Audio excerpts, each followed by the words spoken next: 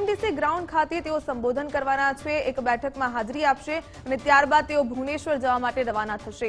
આજથી વડાપ્રધાન મોદી ગુજરાતના વિકાસ પ્રવાસે અમદાવાદ જીએમડીસી ગ્રાઉન્ડમાં પ્રધાનમંત્રી નરેન્દ્ર મોદીનો કાર્યક્રમ યોજાશે।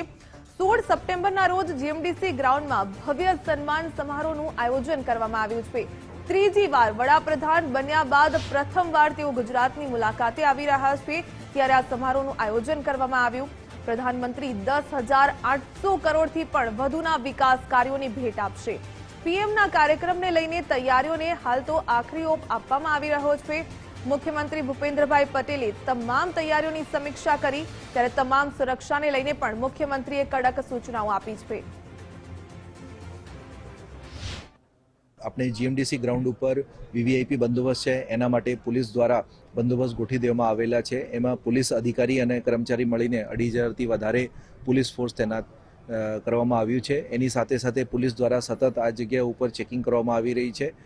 એમસીસીવી વાન તેમજ સીસીટીવી કેમેરા દ્વારા 24 કલાક રેકોર્ડિંગ કરવામાં આવી રહી છે। આપણે બીડીડીએસ ટીમ દ્વારા સતત ચેકિંગ કરવામાં આવી રહી છે। પોલીસ ગાર્ડ તૈનાત છે અને એની સાથે સાથે ટ્રાફિકમાં કોઈને કોઈ અડચણ કે અગવડ ના થાય એના માટે અને પાર્કિંગ માટે પણ ટ્રાફિક શાખા દ્વારા પાર્કિંગના પ્લોટ આઈડેન્ટિફાઈ કરેલા છે અને રોડના ડાયવર્ઝન અને જે ડાયવર્ઝન માટે જાહેરનામા છે એ પણ પબ્લિશ કરવામાં આવશે અને નો ડ્રોન ફ્લાયના પણ જાહેરનામા પબ્લિશ કરવામાં આવશે। પ્રધાનમંત્રી નરેન્દ્ર મોદી ગુજરાતના પ્રવાસે છે, ત્યારે અમદાવાદમાં ગુજરાત યુનિવર્સિટી ગ્રાઉન્ડ ખાતે મોટો અને વિશાળ કાર્યક્રમ યોજાવાનો છે। આ કાર્યક્રમની તૈયારીઓ પૂરજોશમાં કરવામાં આવી રહી છે અને લગભગ મોટાભાગની તૈયારીઓ પૂર્ણ થઈ ચૂકી છે। આપ જોઈ રહ્યા છો મારી પાછળ એક વિશાળ સ્ટેજ તૈયાર કરવામાં આવ્યો છે કે જ્યાં પ્રધાનમંત્રી નરેન્દ્ર મોદી સતત ત્રીજી વાર અહીંયા પ્રધાનમંત્રી બન્યા પછી પહેલીવાર અમદાવાદ અને ખાસ ગુજરાતમાં આવી રહ્યા છે, ત્યારે કોઈ પણ પ્રકારની કચાશ બાકી ન રહી જાય એ પ્રકારનું ખાસ ધ્યાન રાજ્ય સરકાર અને સાથે સાથે સંગઠન દ્વારા પણ રાખવામાં આવી રહ્યું છે। જેટલી ભવ્ય જીત થઈ હતી અને સતત ત્રીજી વાર પ્રધાનમંત્રી નરેન્દ્ર મોદી બન્યા છે એટલે એ પ્રમાણે આ આખી વ્યવસ્થા કરવામાં આવી છે।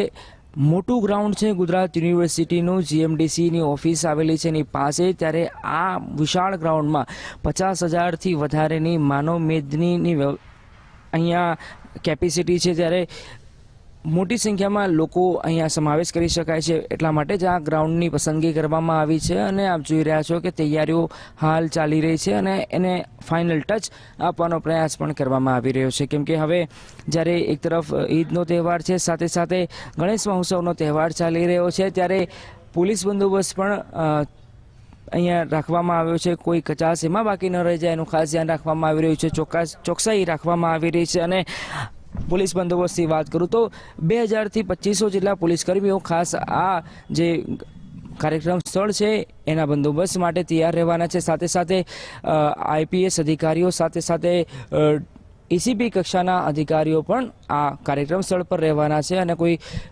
અણબનાવ ન બને અને હેમખેમ આ કાર્યક્રમ આખો પાર પડે એનું ખાસ ધ્યાન રાખવામાં આવશે। એટલે કે કુલ મળીને વાત કરું તો આ 2 દિવસ દરમિયાન સૌથી મોટો આ કાર્યક્રમ ગુજરાત યુનિવર્સિટી ગ્રાઉન્ડ પર યોજાવાનો છે, ત્યારે આ કાર્યક્રમને લઈને અંતિમ ઓપ આપવાનો પ્રયાસ કરવામાં આવી રહ્યો છે। કેમેરા પર્સન અંકિત દવે સાથે અર્પિત દરજી, ગુજરાત ફર્સ્ટ, અમદાવાદ।